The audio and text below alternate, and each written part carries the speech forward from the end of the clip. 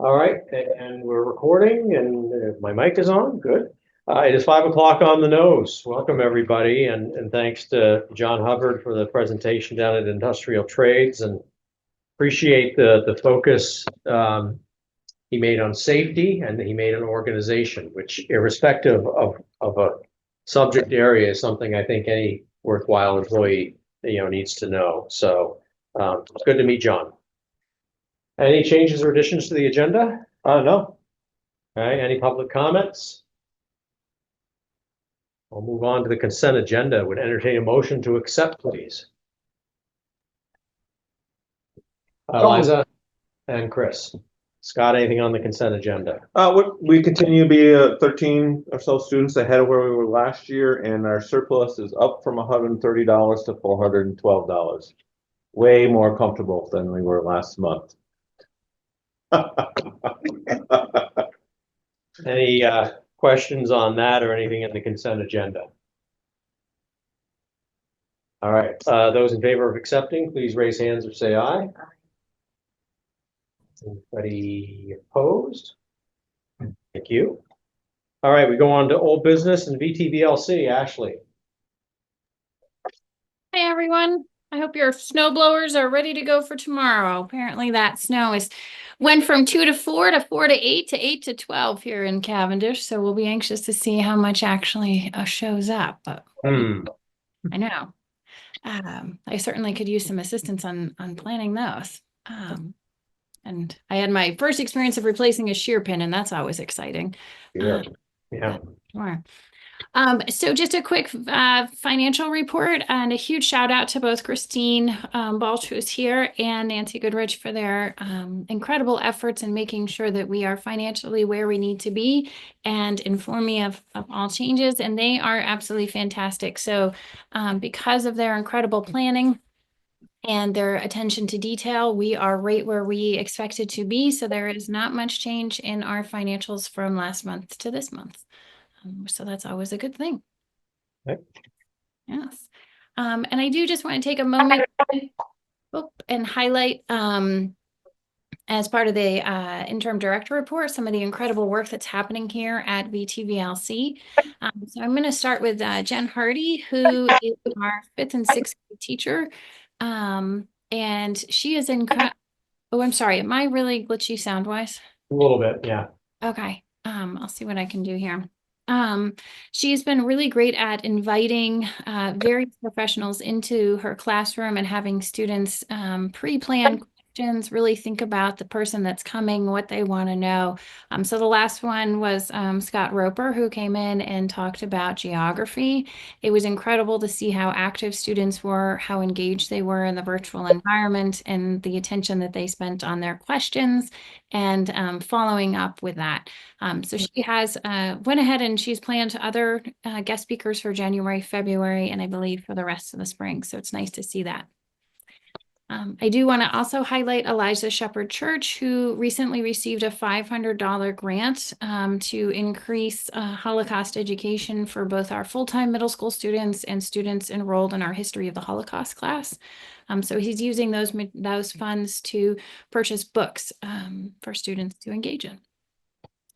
I think we mentioned it maybe in the last one that we were there for the SER Plows a Lot, which was the unveiling of the plow, which was a lot of fun. And it appears that SER Plows a Lot will probably make an appearance tomorrow during the storm. So you can track these plows, which is always kind of fun to do, but you can track them on the Vermont Trans website. So you can see where SER Plows may or may not be, but they does spend a lot of time on the interstate. And I do also want to highlight our middle school and our high school esports team. And again, this is Harold Vance and Elijah Shepherd Church, who are leading these two groups. They used Nintendo Switches, which we were able to earn through a Donors Choose project last year. Our middle school team is 10th out of 101 teams. They play on a national sort of platform instead of a local one, and they are doing really well. And it is such a great opportunity to see them not only practice, but to see them play. Their communication, the on the fly, the quick decision making is admirable, one that I probably would not be able to do myself, but it's really nice to see the kids engage in that. And I might just toss this over to Jennifer Freibush. So she and I know she was like, thank you.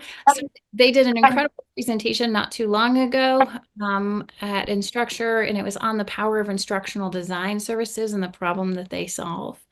Jay Fry, is there anything that you want to share about that presentation that you did? No, I think we had a couple of hundred attendees, and it was a chance for us to talk about all the curriculum work that we've been doing and how accessible and inclusive it is for kids. And I think it went pretty well. We have a link to it somewhere if people want to watch it. We do. But it went quite well. Great. And the other piece I do want to just highlight is that we are continuing to assist schools across the state with custom projects. So just recently, we added Twinfield to our custom project with 4 different math classes. So anywhere from Algebra 1 to Geometry, and that was about over 60 students that we have that custom project for. So we are continuing to provide that service to schools who are facing some teacher shortages or some shifting in staff as the year progresses. One of the other components on the interim director report is that we did have our advisory board meeting the Friday before Thanksgiving break. It was a great opportunity to connect with our advisory board to talk about our visions and our goals, as well as some concerns around partnerships and how we can best support schools around the state for the upcoming year.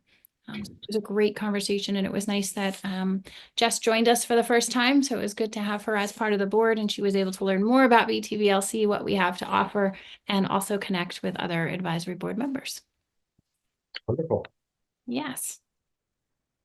I think the other 2 items I have on mine is that we will be looking for a vote on the FY26 partnership agreement and the FY26 CDP MOU. So we'll be looking for action on those so that we can prepare those for January. Yeah, let's actually do that now. And these were, to refresh folks' memories, this was in your board packet last month for review, and I don't believe it's changed since last month. Nope, there's just sorry, Bob. There was just some cleaning up of grammar, spelling, sort of the mechanics that were in there. And because we, as the governing board of BTVLC, because we are the governing board of BTVLC, we need to approve these, so they're in position to put these out in the field for the FY26 year. There are 2 separate motions. I'd ask first for a motion to approve the BTVLC FY26 partnership agreement as presented in our packet. So moved. Lois, and seconded by somebody on screen. Chris, any questions on this or concerns about this? And the changes to me were minor, but making sure folks had a chance to look at it. Okay, those in favor of approving the partnership agreement, please raise hands and say aye. Anybody opposed? Thank you. All right, same drill for the CDP MOU, again in your packet, and it was last month as well. We'd look for a motion to approve the FY26 BTVLC CDP MOU agreement as presented. Okay. Lois, and seconded by Chris again. Discussion on the motion?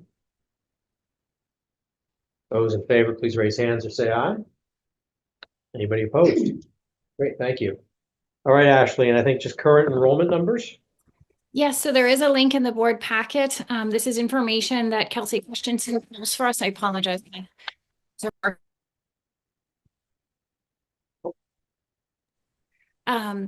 This is information that Kelsey Christensen pulls for us every month. It is really great to see where our students are coming from and how many students are enrolled in each of our programs.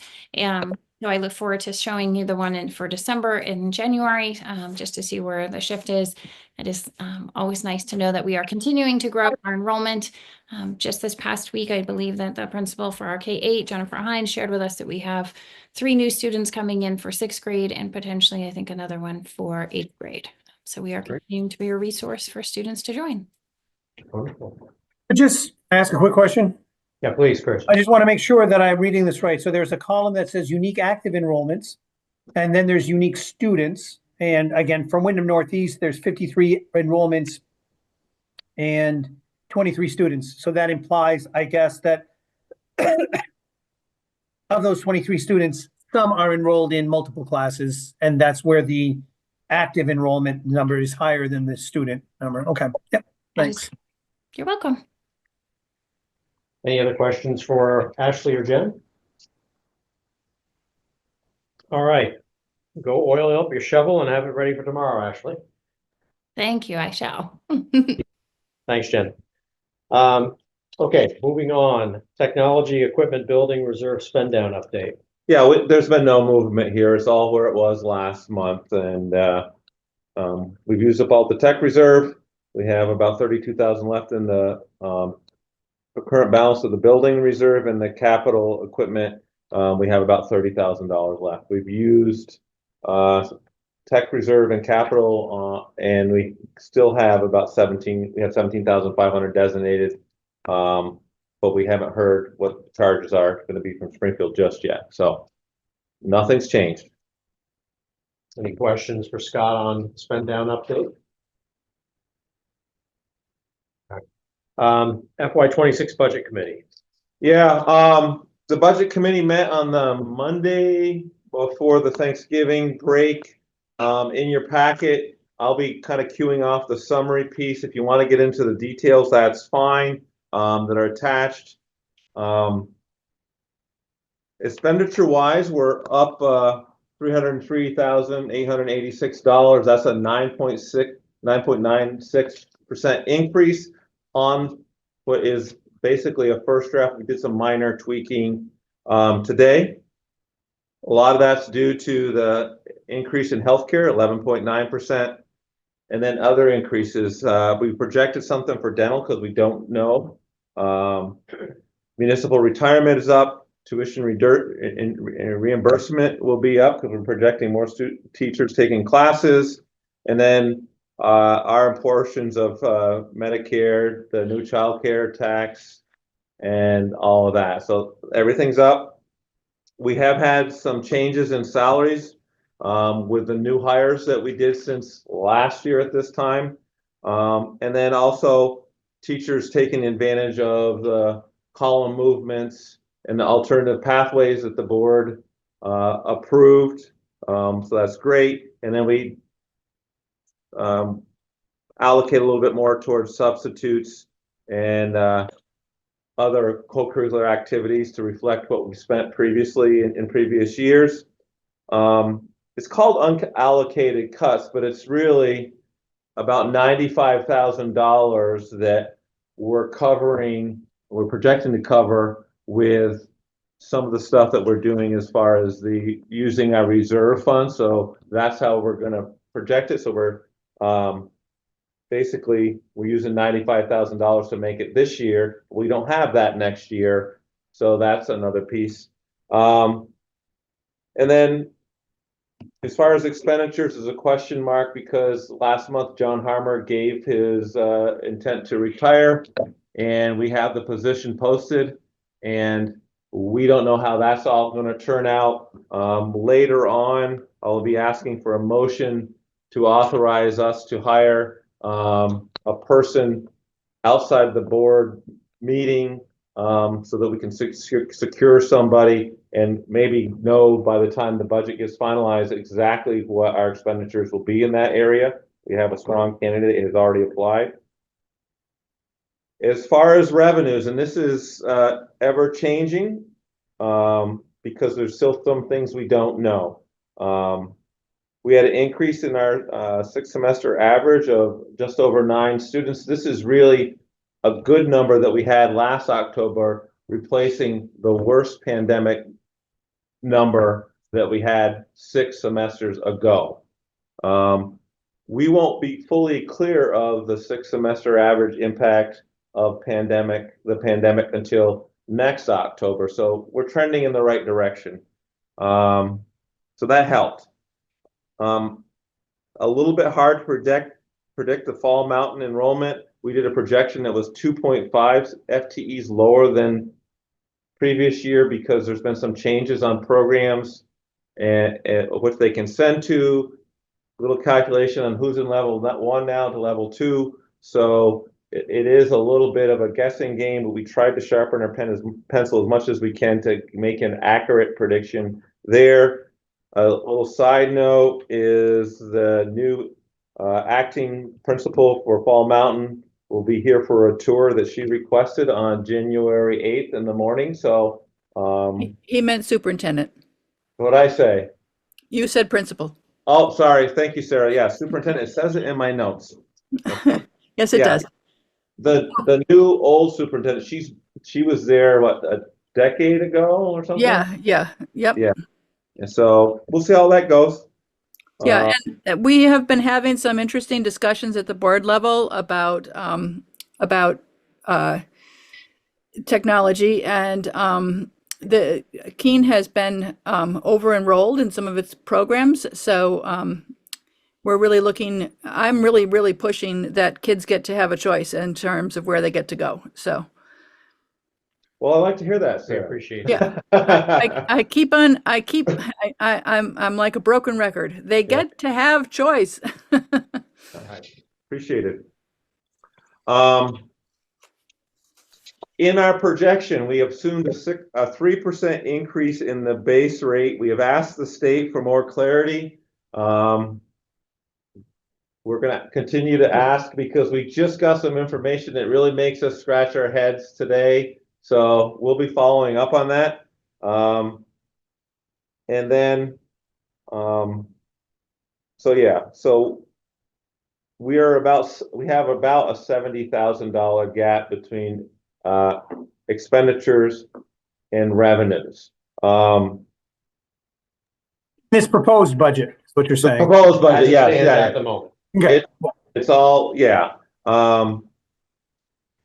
A couple quick notes, a reminder. Last year, we really held the budget down. Last year's budget was 1.65% lower than the previous year. This year's budget is 1.5% lower than the previous year. Basically, we were level funding to the schools. We knew that they were coming off the pandemic ESSER money, and we wanted to be very, very responsible. So this current year's budget is actually lower than the previous year. Again, we're still recovering from the pandemic. And I always like to let the board know where we stand as far as the rest of career and technical education, as far as what our real tuition is to our partner schools. And this current year, out of 16 tech centers in the state, we are ranked 10th as far as what we charged our partner schools for students to attend here, which is very responsible. And we are actually 3rd out of 4 tech centers in the state of Vermont that are independent tech centers as far as what they charge their sending schools. There's a lot of things that can happen between now and when we have to finalize this budget that could really impact where we are. So it's the first look. The committee had an idea of a modest increase in the assessment, which would get us part way there, and would get us just under $45,000 within closing that gap. But again, there's a lot of things on the table between now and then. So I'll point out a couple things for those, especially for those who have not been through this before, because this is a somewhat different process than the sending schools likely have with their budget. So Tina emailed you things earlier. I call your attention to, you can see it, but that has two charts on it. One that the top of it says local budget revenues. So that, without going through every line of that and explaining it, is somewhat self-explanatory because many of the lines tie to the chart below. Yeah. So really, the things that we as a board have an opportunity to impact, besides expenditures, is on the revenue side, primarily the 6-semester average times the local assessment for schools. So basically what each school, and there's the second chart that shows proposed tuition assessments by district and town. That's a variable based on the 6-semester average for that particular school. So some years it goes up, some years it goes down, depending on how the number of kids from that particular district are over time. So for example, I'm skipping to that sheet. On that sheet, the Black River, the remnants of that district have a slight decrease. The other three have increases, particularly Springfield, because Springfield over the past 6 semesters has sent a higher number of students. So when we talk about a 2.5% increase in the local assessment, that's the 8501 number on the second chart on the initial sheet I talked about, with a heading above it, revenue calculations, notes, and assumptions. If that number, which is bumped by 2.5%, as Scott said, last year we didn't touch it. The year before was a 5% increase. If we touch it by 2.5%, that would net us just over 26,000 in revenue. Couple other comments, and we'll shut up and take questions or comments. Last year, our budget was down. We tried to be hypersensitive to everything going on around us, and we were super, super cautious. The fact that we had 95,000 in unallocated cuts that we've used the reserves for kind of skews the increase in this draft budget. So if you take out that 95,000, the reality is this draft budget at the moment is up 6.8%. And if you compare it to 2 years ago, it's up 6.3%. So you always want things to be lower and flat and all that, but I think at the moment this is a responsible, reasonable thing with a lot of moving parts. Yeah. So what we try to do at the December meeting is get a temperature check. Are we on the right track? Anything that you go, yikes, and particularly from the sending school members, any heartburn over the idea of a 2.5% bump in the local assessment. So I'll shut up, and I'd love to hear any comments or questions on what we've done so far.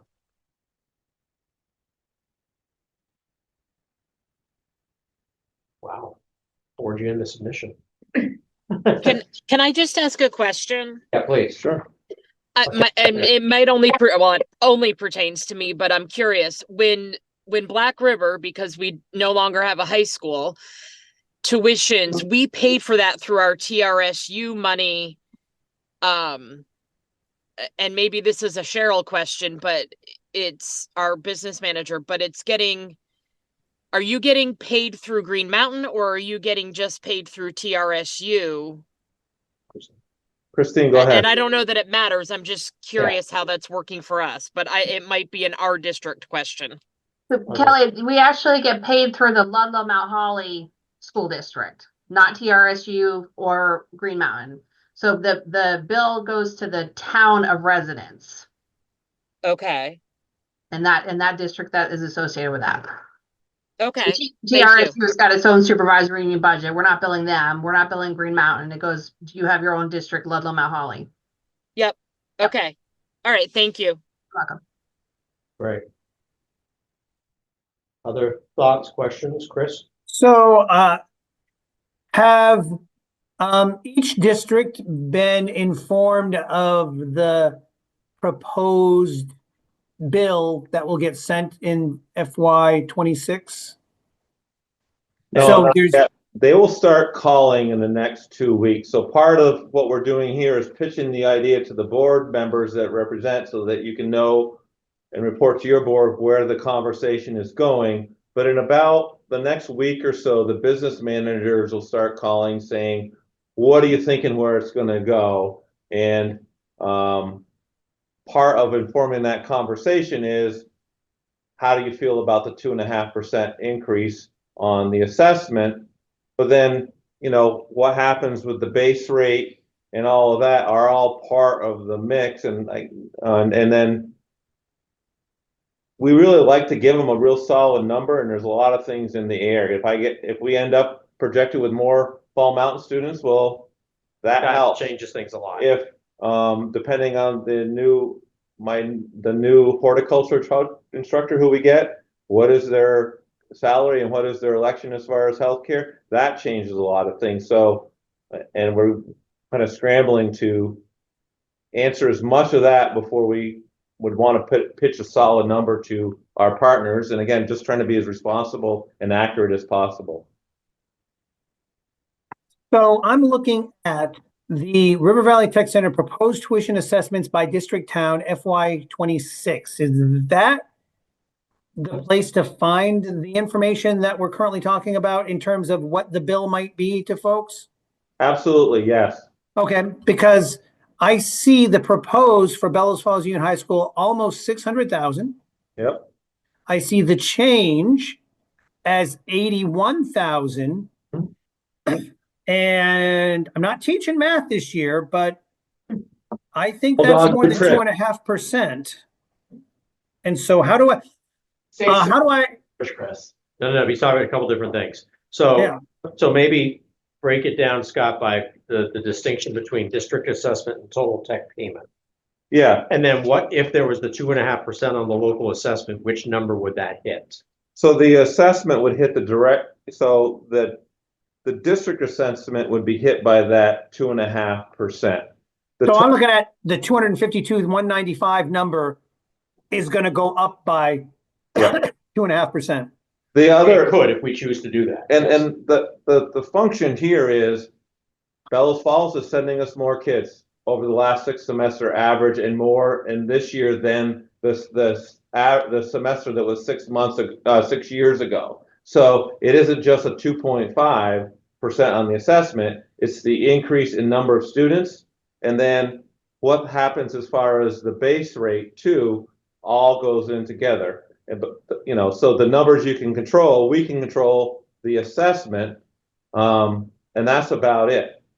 Okay, so it wouldn't be accurate, and I understand this now, to say, if I wanted to really simplify it for my board, the bill we get from our VTC is going to go up by 2.5%. It's going to go up by 2.5% conceivably or possibly because of a decision to increase the assessment by 2.5%. But it'll also go up because our 6 semester rolling average is going to go up. Right. The latter more than the former. So I guess the last column is how much more it is. But is that the last column change or the district assessment change? That's the total change. That's what I think. So, and not all of that goes as a bill to bingo. Yeah. Yeah, your bill is, if you follow that column up, Yep. the assessment is the 8501, which at the moment is level funded. We're talking about conceptually bumping it by 2.5%. And so it's the 8501 times 29.67 gets you to 252,195. Okay. Yep. Sounds good. Okay. And you said that 8501 is level funded. Correct. So that doesn't show the 2.5% increase yet. Correct, because we're floating that to you guys, say, or no way in heck, or sure. And so the reason I'm asking is because I'm also on our high school's budget committee. And so my last question on this is, you said that this information will go out because pretty soon people are going to call, but I have a budget committee meeting coming up soon. Is it okay for me to share this information? Absolutely. Yeah. Let them know the direction we're headed, but we won't know exactly where we are until probably about a month from now. Okay. And then That's all. Yeah. And then it's probably a little bit of a crystal ball too, but Yeah. All right. I think I can remember that till the 9th or whenever that is we have this meeting. Okay. Any other questions on what we've done so far? So procedurally, understanding the crystal ball hopefully will settle down a little bit, like Ashley snowstorm here and less snow. But we'll calm down. We're gonna hold on to that all night, Ashley. And, but we'll have things begin to be a little clearer. The budget committee will meet again before the holidays. We haven't gotten to the January meeting date yet, but January meeting date is gonna have to move because it's New Year's Day. I don't think you all want to be together. And we may ask for a special meeting after that, as close to the 15th as possible. If we can go earlier than the 15th, the 13th and 14th would be better. Preferably the 13th. So let's first things first. Yeah, because we want to sign warrants and all of that, and so. Yeah. Mike, Okay, so are we okay with or without Lois? we are not. Okay, so I'm gonna move us along, so we got some things we gotta do while we have quorum. That's okay. And I'm gonna, can you do a quick update on the searches? Yeah, the application process is closed for the director search. We have 4 applicants. The committee will meet tomorrow afternoon to decide who they may want to interview, and that the interviews will be roughly 2 weeks, the week just before the holiday break. The VTBLC director search, that remains open for applicants until December 13th. Currently, we have 6 folks who have submitted. I think the reviewing of those applications is in January, if I remember off the top of my head. I believe so. And many of you are on those committees, and we've got a bit of a timeline, and I've shared a Google Drive with the applicants' information for you. I'm zipping us along because we lose quorum in 8 minutes. So so if I'm being pushy, my apologies, or pushier than usual.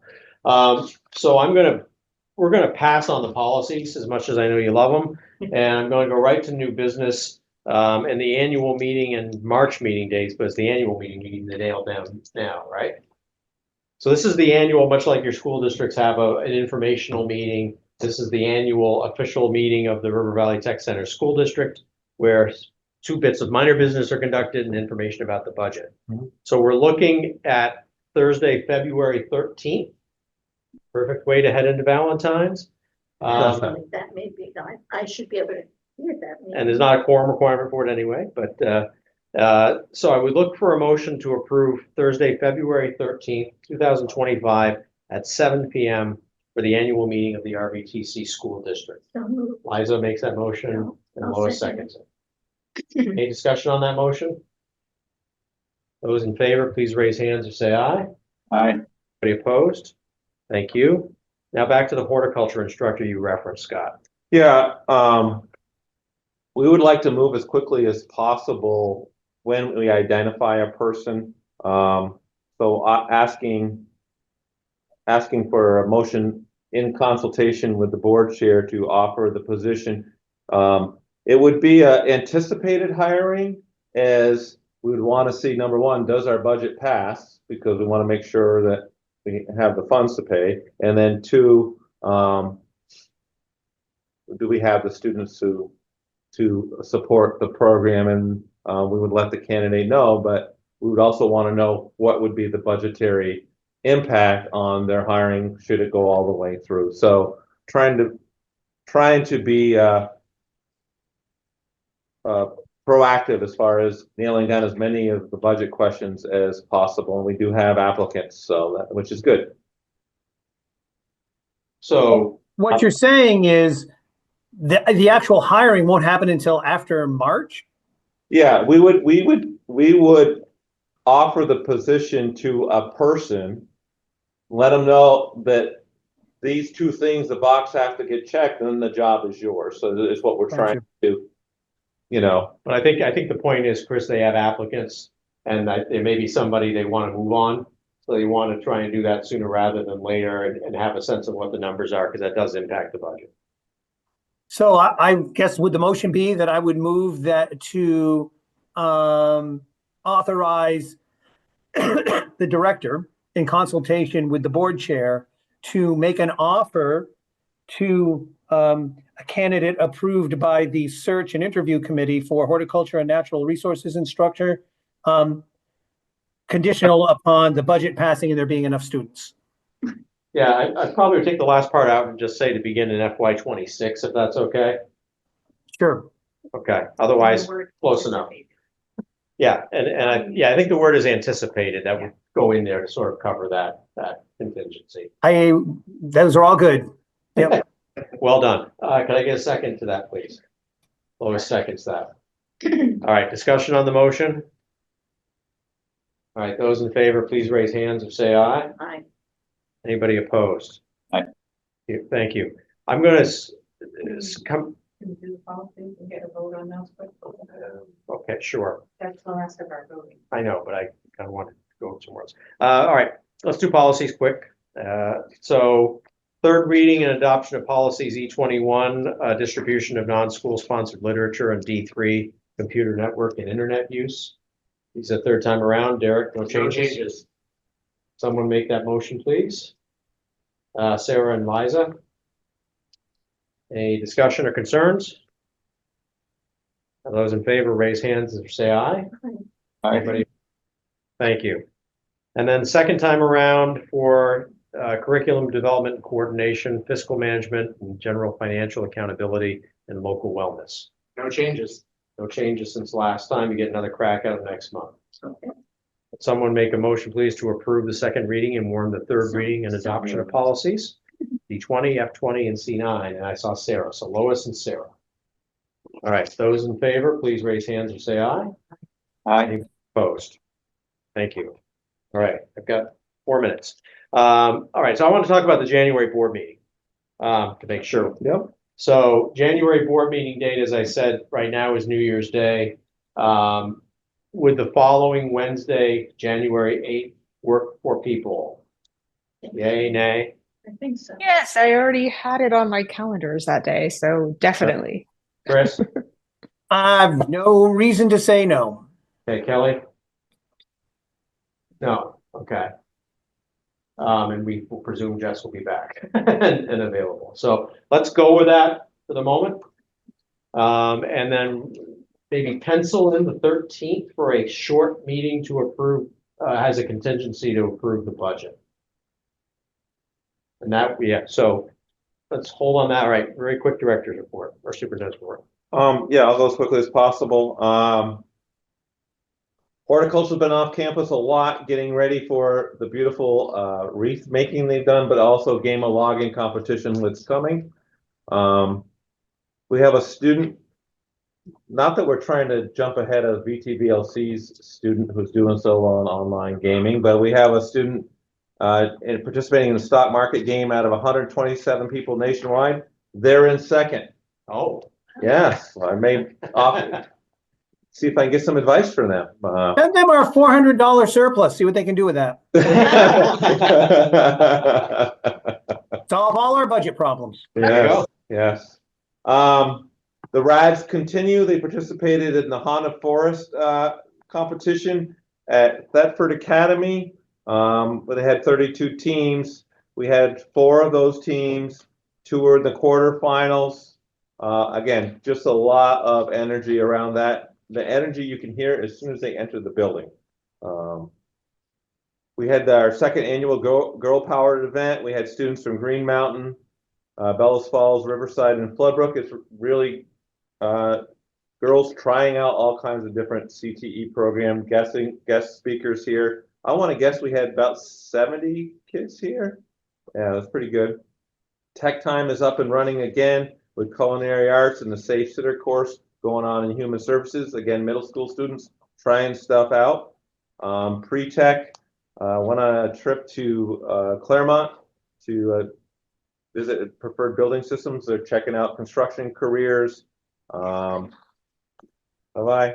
Really cool. The business and management intro class wrote letters of thanks to veterans and visited veterans at the Springfield Health and Rehab Center. Really, really cool. Human Services went to Kern-Hatton to check out a different type of educational facility.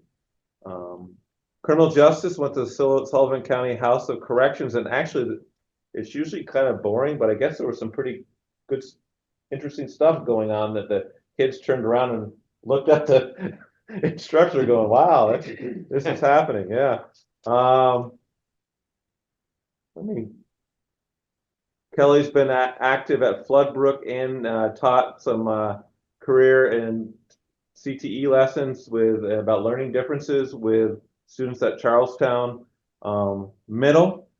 We used the funds that we got from the governor as last year funds. We had $80,000. We were able to replace a 75-year-old oven in culinary arts. I didn't believe it was 75 years old, but one of the guys that brought the new one in was able to say, I've been doing this a long time. That's 75 years old, which is kind of cool. We got a brand new Bellagio oven made in Vermont. Chef Dave has been tickled with that. And with the other part of the $80,000, we got a robotic arm, Universal Robots, and it's really to the students program it to interact with machines and do tasks. The company came in and gave a training to a handful of students, and Mr. Gray, really, really cool. There's a nice video on our Facebook page for all of that.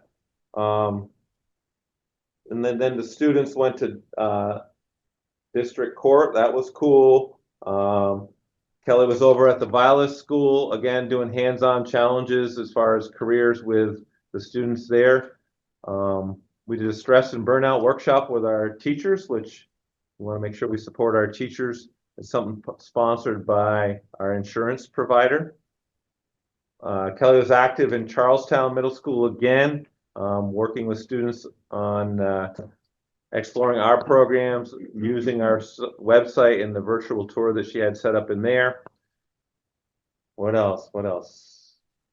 Entrepreneurship program business, visited the talc company. What did it used to be called?